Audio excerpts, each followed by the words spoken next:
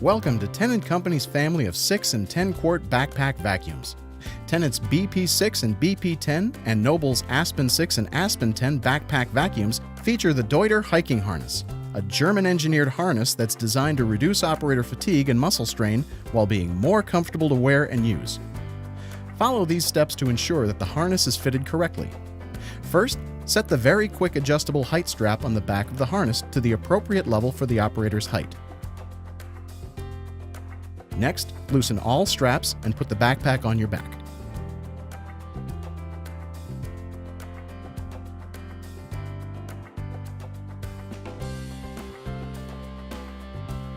Then fasten the hip belt and tighten. The hip pad should rest directly on your hip bones to ensure the weight of the pack is evenly distributed. Tighten the shoulder straps until the bottom of the padded section fits near the armpit. This will create an arc over the shoulder. Next, the chest strap is attached to keep the shoulder straps from moving around or slipping.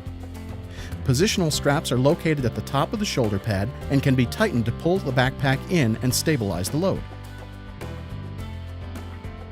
You are now ready to safely and comfortably use the backpack vacuum.